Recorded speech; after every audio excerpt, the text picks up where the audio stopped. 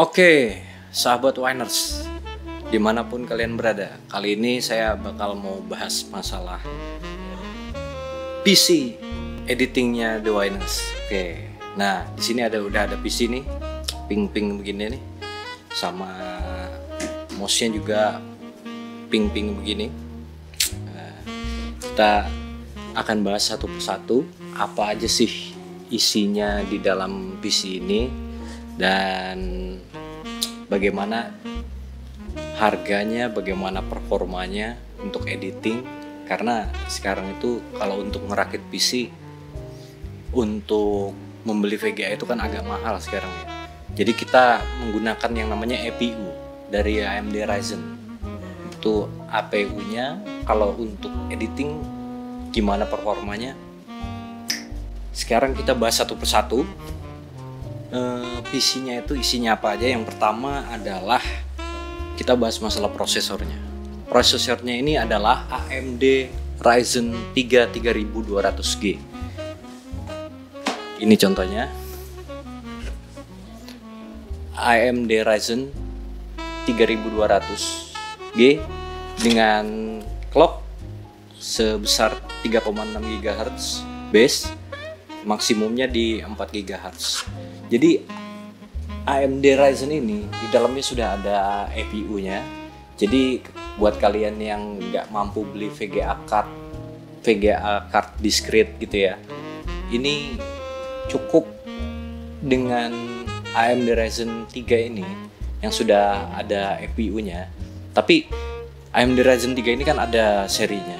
Nah, seri yang G seperti ini menandakan bahwa di dalam prosesornya sendiri itu sudah tersedia APU. APU itu adalah grafik. Jadi suatu komputer dia nggak perlu pakai VGA card tambahan lagi atau VGA discrete untuk menjalankan gambar yang ada di dalam komputer ini. Oke. Ini saya taruh sini AMD Ryzen 3 3200. Yang kedua adalah kita bahas motherboardnya guys. Nah, motherboardnya sendiri udah lihat kan, itu bling gitu, warnanya pelangi begitu. Ini adalah seri B450 nya dari ASRock Steel Legend. Ini dia.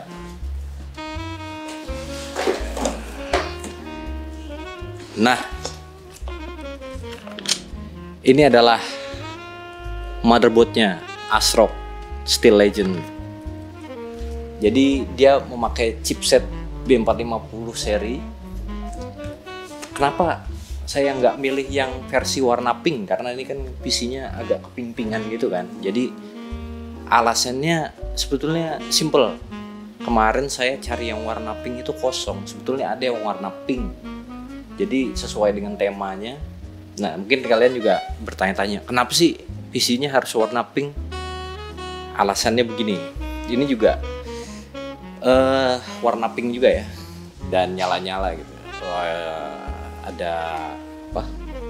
Ada LED-nya, ini apa, keyboardnya. Alasannya kenapa saya jadi milih warna pink itu karena satu, anak saya suka warna pink. Nah, yang kedua itu kita udah biasa kalau ngeliat PC warna hitam begitu ya, hitam terus putih udah biasa. Tapi kalau warna pink begini itu jarang, warna pastel. Jadi sebetulnya kalau bagi saya pribadi sih warna pink itu nggak cuma untuk perempuan aja sih kalau saya. Ini sebetulnya juga bukan pink, sebetulnya ini merah muda pastel ini warnanya, ini temanya. Tapi kan di dalam situ ada gambar apa? Ada boneka Shizuka sama Doraemon-nya. Nah, itu. Ini ada Shizuka sama Doraemon di sini. Kebetulan memang itu bonekanya anak saya dimasukin dalam situ. Biar menambah estetika aja sih sebenarnya. Oke, kita lanjut lagi bahas. Oh ya, tadi masalah motherboard ini. Kenapa saya pilih motherboard B450 series ini? Karena dia sudah upgradable. Maksudnya begini, jadi B450 series ini dia sudah bisa sampai ke AMD Ryzen 5000 desktop ready. Jadi kalau suatu saat saya bakal upgrade prosesornya ke prosesor yang lebih tinggi, ke generasi ketiganya AMD Ryzen yang 5000 series, itu ini motherboard sudah support. Jadi kan ada orang yang kenapa nggak ambil A320 aja, kan lebih murah harganya. Oke, memang lebih murah, cuman kedepannya kalau kalian mau upgrade prosesor lagi ke yang lebih tinggi lagi, nah ini di yang AMD 5000 series mungkin memang bisa jalan, tapi nggak maksimal performanya. Jadi ada yang istilahnya namanya bottleneck. Jadi performa prosesor itu yang harusnya bisa lari sekencang ini, tapi karena didukung dengan motherboard yang kurang bagus, jadi kemampuannya nggak sampai segitu, padahal dia punya kemampuan yang lebih daripada itu. Jadi itu yang dimaksud bottleneck itu. Jadi ini saya rasa udah cukup untuk, ya lebih dari cukup justru kalau untuk dipasangkan dengan AMD Ryzen 3 3200 GB. Mungkin kedepannya saya bakal upgrade. Oke. Untuk harganya saya ini untuk yang prosesor AMD Ryzen 3 3200 ini pertama saya beli itu harganya sekitar 2 jutaan ya. 2 jutaan kurang lebih segitu. Mungkin sekarang nggak tahu turun atau naik. Tapi setahu saya ini udah langka sekali ya yang ini. Jadi kalian kalau mau cari AMD Ryzen 3 3200G ini udah barang langka.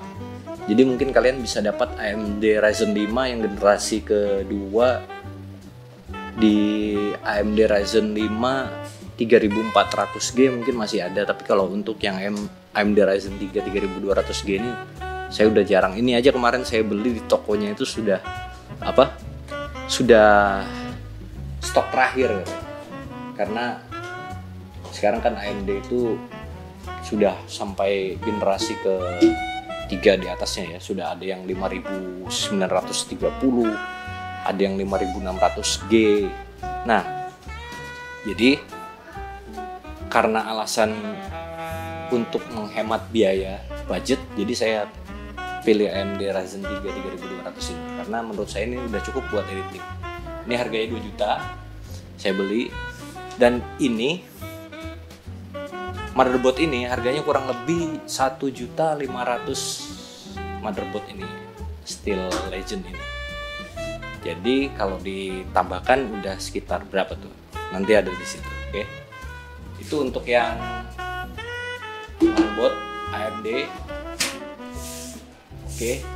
Sekarang kita bahas ke memorinya, RAM.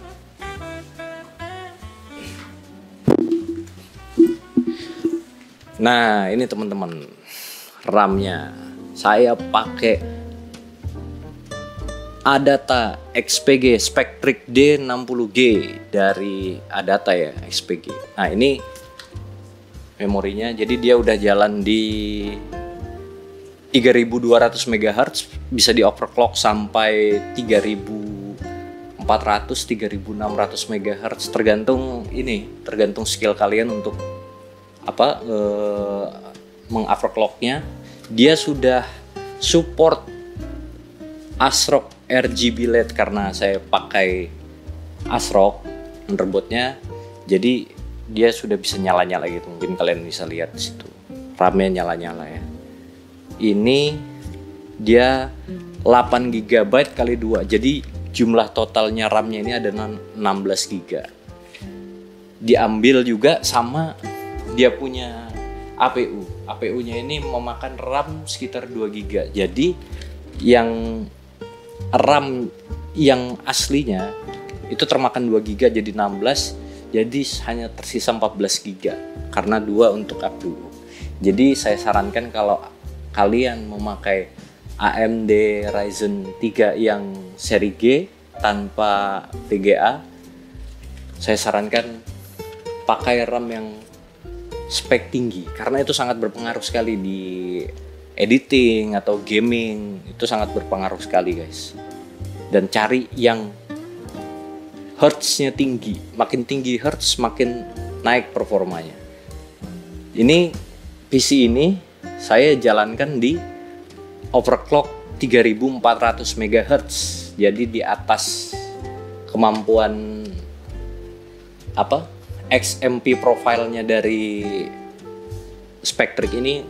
Masih main game masih dilibas semua, jadi aman. Oke, ini tadi RAM-nya ya. Ini harganya sekitar berapa nih, saya lihat dulu nih ya. RAM-nya itu sekitar 1.700.000. Harga RAM-nya ini sekitar 1.700.000 ya. Jadi totalnya sudah ada di situ ya. Totalnya. Oke. Sekarang kita lari ke penyimpanan. Nah, penyimpanan ini. Oke. Ini penyimpanannya. Saya mau pakai SSD ADATA M.2 SATA. Kenapa sih bang nggak pakai NVMe aja? Begini bro, saya jelasin di sini. NVMe kan lebih cepat, lebih keren. Oke lah, bener. Sekarang saya jelasin satu. Kenapa saya milih SSD nggak NVMe? Karena kan motherboardnya udah support di NVMe M.2 yang ultra ya. Saya jelasin satu. NVMe dan SSD harganya itu terpaut jauh sekali. Sedangkan kecepatannya itu kurang lebih sama. Paling beda sekitar, kalau kalian tuh transfer data sekitar 2-3 giga, paling sekitar 2 atau 3 detik lah bedanya. Jadi menurut saya ini udah cukup ya kecepatannya itu. Karena ini sudah SATA-nya 6 GB per second SSD. Jadi dia bukan memakai dia masih SSD, cuman bentuknya seperti NVMe.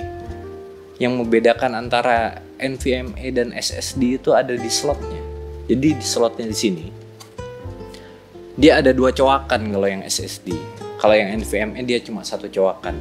Jadi kalau di ASRock Steel Legend yang motherboard ini, kalian taruh di atas ada yang tulisannya M.2 Ultra itu, kalian pasang di situ, itu nggak bakal kedetek karena di situ cuma ngedetek yang ada yang NVMe aja. Nah ini saya taruh di bawah. Ada slotnya satu lagi untuk SATA. Itu mungkin dia bisa baca dua-duanya NVMe yang slot di bawah itu, atau mungkin cuma bisa baca SSD aja. Saya belum pernah coba sih, karena kan saya belum beli NVMe-nya. Saya belum coba.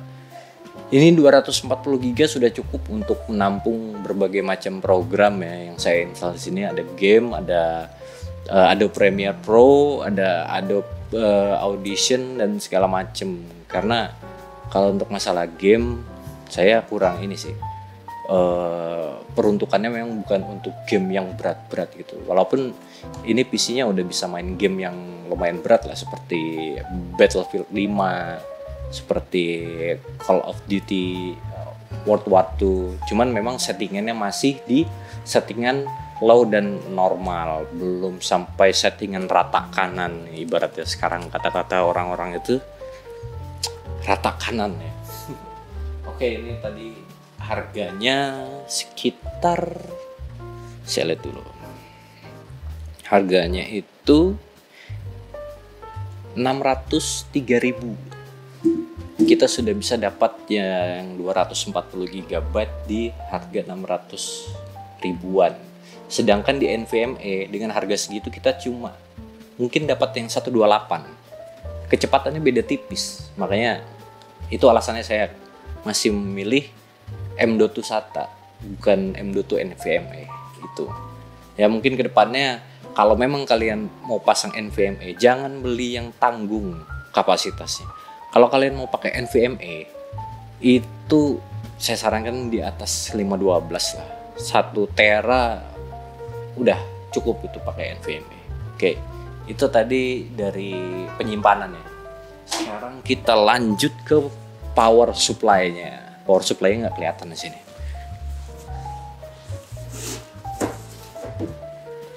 Nah, di sini saya memakai power supply dari FSP yang seri HV Pro 550 watt 80 plus ini ya. Jadi ini udah lebih dari cukup untuk menjalankan sistem yang simple seperti ini. Karena kalau kedepannya saya bakal beli VGA card lagi di script sudah nggak masalah, karena di sini udah support 8 pin untuk colokan VGA-nya. Di sini ada 20 plus pin Molex, terus di sini ada 4 tambah 4 pin. Ditambah lagi 6 tambah 2 pin, dan SATA itu ada 4 power. Molex floppy-nya ada 2. Itu yang tipe HP Pro yang 550 watt ya. Oke. Kita lanjut lagi ke masalah heatsinknya ya. Nah, heatsinknya ini kenapa saya pilih yang model seperti ini, bukan pakai yang bawaan AMD Ryzen-nya. Bawaannya itu udah bagus betul ya, yang red steel itu. Cuman saya rasa masih kurang untuk mendapatkan pendinginan yang optimal ya, karena ini PC-nya dipakai untuk render, untuk encoding Premiere Pro. Jadi butuh pendinginan yang lumayan mumpuni lah. Jadi ini. Oh ya, harga ini power supply-nya tadi itu ada di harga 600 ribuan ya. Di sini tepatnya harganya 653.000. Jadi ini udah lebih dari cukup untuk menjalankan, untuk upgradable juga di sini. Kalau saya mau sewaktu-waktu menambah VGA card, bisa di-upgrade. Terus tambahan lagi satu, selain saya pakai SSD tadi, saya juga memakai satu hard disk SATA yang 3,5 inch dari Seagate, ada di dalam situs, kapasitas 500 GB. Itu udah cukup untuk menyimpan dokumen-dokumen, video-video yang biasa saya buat konten di Winers ya. Nah, di sini ada CR1200 Jones Bow Design dari Jones Bow seperti ini, teman-teman. Nah, ini pendinginannya itu pernah saya tes sama pendinginan yang asli bawaannya AMD Ryzen. Itu rata-rata pendinginannya ada di sekitar, kalau full load itu sekitar 60 sampai 70 derajat Celcius ya kalau kita main game atau render video. Nah, kalau dengan Jones Bow ini nggak pernah sampai di atas 65 derajat walaupun nggak pakai AC ruangannya. Jadi ini cukup dingin ini, karena dia ada dua head pipe di sini. Head pipe-nya ada 2. Jadi menurut saya ini cukup lah udah untuk mendinginkan prosesor. Karena ini prosesor memang dingin. Prosesor dingin, TDP-nya cuma 65 watt. Sedangkan ini bisa menangani TDP hingga di sini tulisannya 95 watt ya. Jadi bisa menangani TDP yang hingga 95 watt. Jadi mungkin untuk prosesor yang lebih tinggi speknya itu dia bisa masih nangani. Kalau untuk ini makanya nggak pernah lebih dari 65 derajat Celcius panasnya. Oke, itu tadi pendinginannya. Sekarang kita beralih ke masalah koneksi WiFi ya. WiFi-nya di sini saya pakai PCI Express. Jadi jauh banget. Saya pakai TP-Link 1500 MB per second PCI Express adapter wireless ini dia. Jadi sudah tersematkan di dalam sini. Jadi ada PCI Express kali 4-nya, saya taruh paling bawah. Ini ada antena wifi-nya di sini. Jadi saya coba sih, ini cukup kencang ya, tergantung kalian punya berapa megabit per second di rumah kalian atau di kantor kalian. Ini bisa nangani hingga 150 megabit per second. Jadi kalau untuk streaming atau ini nggak ada masalah sih. Saya pakai ini. Kemarin teman ada yang pakai USB yang di luar itu kendalanya kurang stabil. Mungkin karena dia USB, jadi konektornya itu agak longgar sedikit, itu kemungkinan untuk streaming itu bisa gagal. Jadi lebih aman kalian pakai ini yang discreet begini. Itu lebih aman bro, dijamin. Oke, ini tadi udah, ini udah. Lalu kita sekarang, kita bahas keyboardnya guys. Nyala-nyala ini, kelihatan nggak nyala-nyala ini? Jadi ini keyboard bisa dirubah-rubah warnanya. Ini berubah warna, ganti.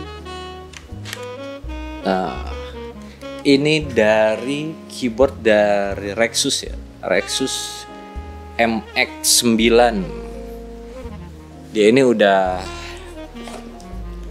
sudah mechanical.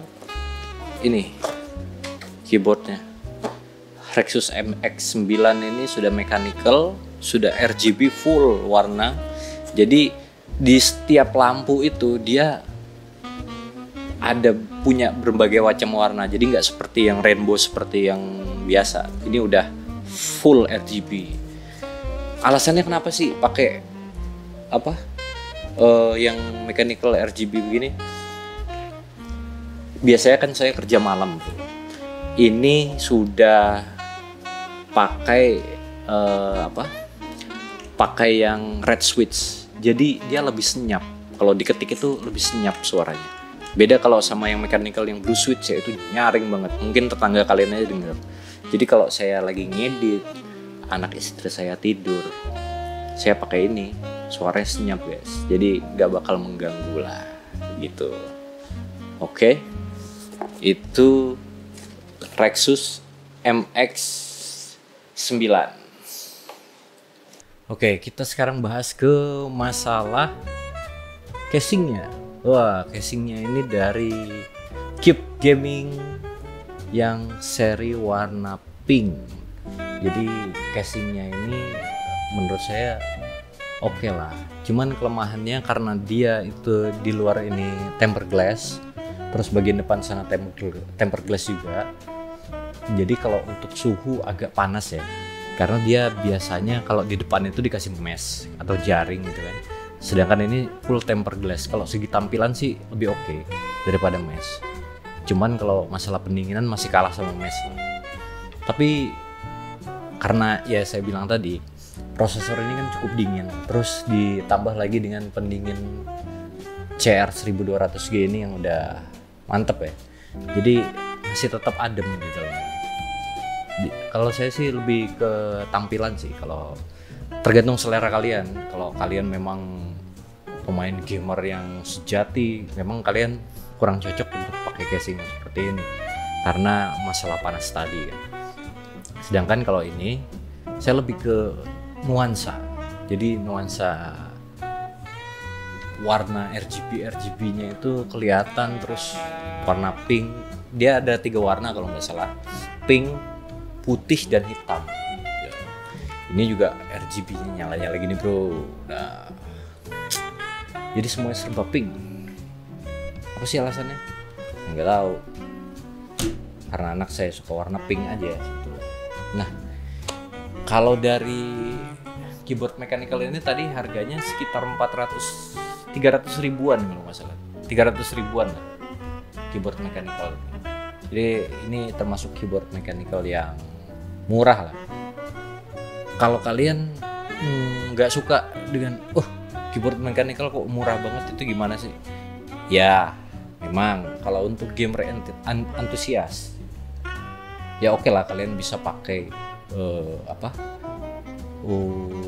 game keyboard gamer yang harga 1 juta 2 juta. Cuman kalau bagi saya ini udah lebih dari cukup sih, karena saya bukan gamer entusias, saya bukan, ya dulunya saya gamer. Saya dulu pernah ngerakit PC harga 25 juta di tahun 2007. Itu masih pakai AMD P6 X6 yang kalau nggak salah itu 6 core kalau nggak salah itu prosesor terkencang pada saat itu saya ngerakit sampai 25 juta berarti PC tok itu. Ini kurang lebih saya cuma ngerakit sekitar 7 juta setengah, tapi speknya udah bisa ngelebihin PC tahun 2007 yang speknya itu paling high di kelasnya. Jadi ini udah jauh banget kemampuannya sama PC yang. Makanya pesan saya, kalau kalian ngerakit PC, jangan beli PC atau prosesor atau perangkat yang sudah ketinggalan. Contohnya kalian beli Intel misalnya. Walaupun kalian beli Intel Core i7 sama, tapi yang masih generasi 3, masih tahun berapa itu generasi 3? Tahun 2000-an ya, generasi 3 Intel, walaupun Core i7 bakal kalah sama Intel Core i3 generasi 10. Jadi harganya sekarang mungkin lebih turun. Cuman iya, tapi kan Intel Core i7 benar memang. Cuman dengan Intel Core i3 jauh udah perbedaannya. Ini sudah terbukti ya. Jadi saya cuma pakai 4 core. Dengan punya yang saya dulu yang 6 core itu, hexacore itu. Kalau nggak salah hexacore dia. Hexacore itu 6 atau 8 ya, lupa saya. Itu udah jauh sekali perbedaan. Kalau ini cuma 4 dan sudah ada EPU-nya. Jadi itu. Oke. Menurut saya itu aja review yang saya bisa bahas hari ini. Kalau untuk masalah benchmarknya akan ada setelah ini. Hasil videonya bermain game, hasil encoding di Premiere akan saya tampilkan di sini. Dan satu lagi, untuk Premiere Pro sekarang itu, dulu kan orang biasanya pakai Nvidia karena ada CUDA core-nya jadi cepet. Sekarang nggak bro.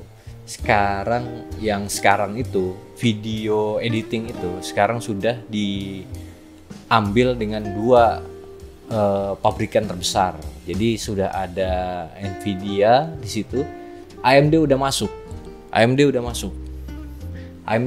di situ. Jadi di Premiere Pro itu saya cuma ngerender yang video 1080 Full HD. Itu perbandingannya 1:1. Jadi misalnya video yang saya edit itu panjang durasinya 30 menit. Dia bisa mengencode sampai hanya 15 menit aja di Full HD. Mungkin kalau untuk yang 4K-nya itu tergantung RAM kalian ya. Kalau kalian pakai GPU, APU seperti ini di prosesor ini. Nah, kalian tidak pakai memori VGA discrete.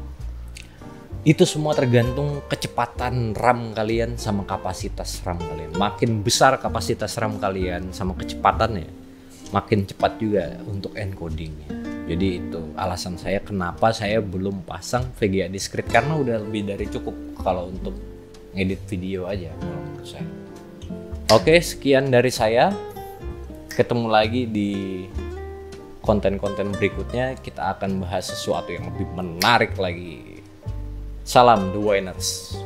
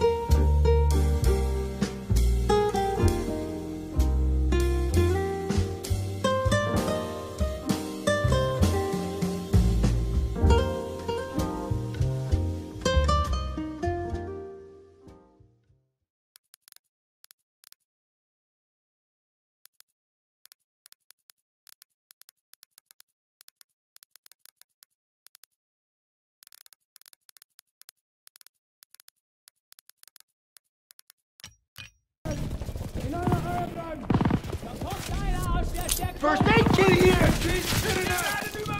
Grenade out! Turn your fucking smoke!